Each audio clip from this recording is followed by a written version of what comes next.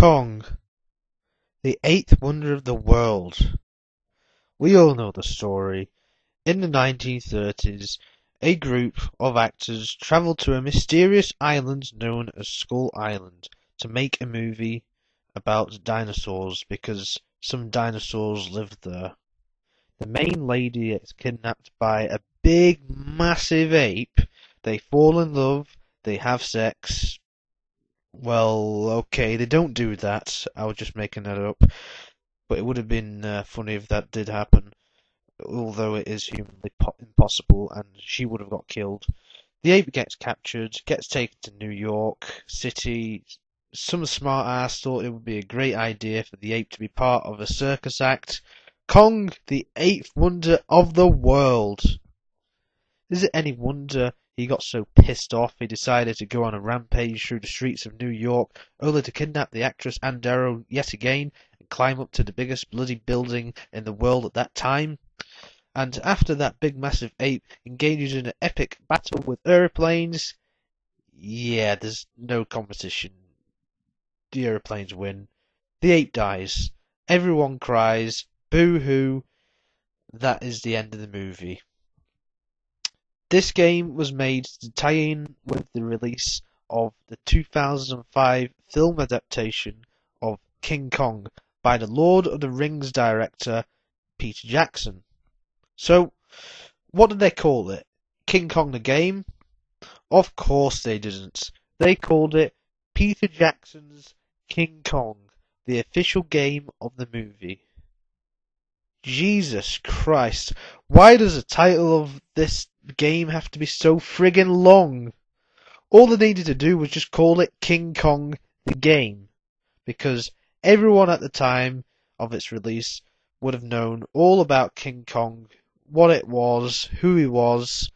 It wasn't like no one had heard of him before. He had been in quite a few movies before this came along with some other monsters, like Godzilla. So usually video game adaptations of movies are so shitty they are so laughable. So how does this one hold up? Well, for starters, the graphics are not exactly groundbreaking for a 2005 game. I mean, the game was released around the same time as From Russia with Love, and that had good graphics for the time. So why didn't this? It was produced by Ubisoft as well, and their games usually have good graphics. Some of the characters don't even look how they did in the movie. One example is Ann Darrow, although you can kind of recognise Jack Black's character. You don't properly see Adrian Brody's character because, well, you play as him for a majority of the game in first-person perspective. One thing I quite like about this game is the fact that all the actors from the movie reprise their roles for this game, which I think is great because you don't often see that in video game adaptations of movies. I mean, look at some of the Star Wars games. James Earl Jones doesn't voice Darth Vader, they get someone else to do it. So I quite like that the actors came back to do this game.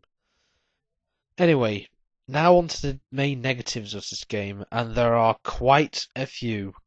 Like I said, the graphics don't hold up very well, especially for an early Xbox 360 game, which was released around the same time as COD 2, and that didn't have bad graphics, right?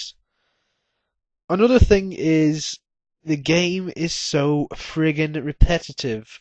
While it's fine to start off with, it just drags on and on and on and on. You fight the same monsters over and over with your weapons, and it just gets so painstakingly boring. It was a relief when I finally beat the game. Having said that, I didn't take that long when I first beat that game, and I was only 10 years old when this came out. Of course, the main attraction of this game is that you get to play as King Kong himself. Oh boy, this is going to be good. So, how does he play? Well, you get to fight T-Rexes and shit, and that's good, right? The only problem is you hardly get to play as a goddamn ape. Come on, I bought the game to play as King Kong, not as Adrian Brody. What on earth were they thinking? Also, I think he should be bigger, but that could just be me.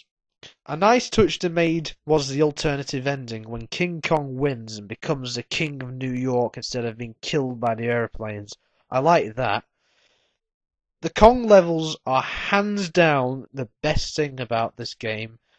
There are hardly any of them though. There's too much first person stuff, and you wait for hours before you get to play as Kong for the first time. It's bullshit. It's just like the movie.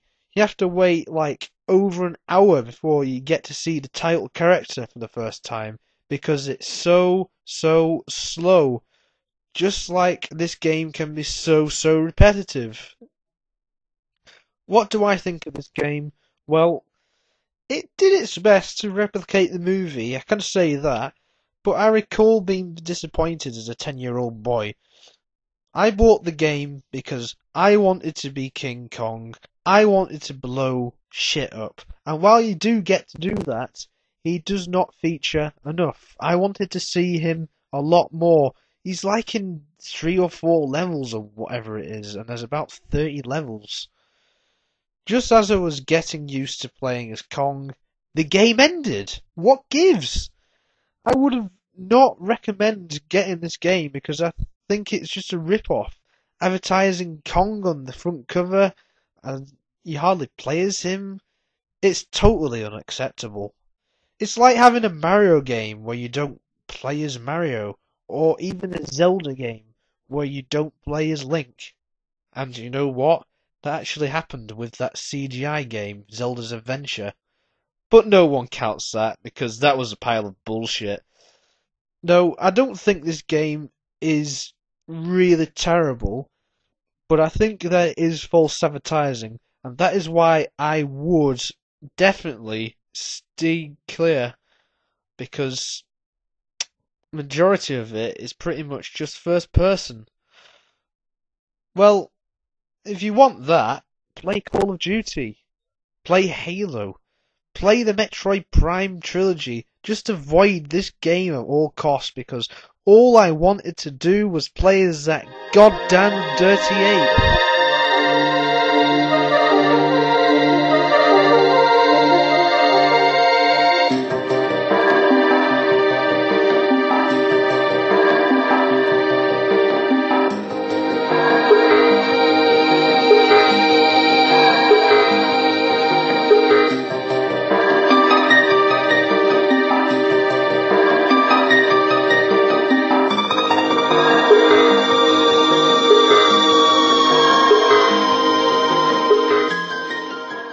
Don't forget to click the link below to subscribe to me, James Croft, aka the Obsessivian 95.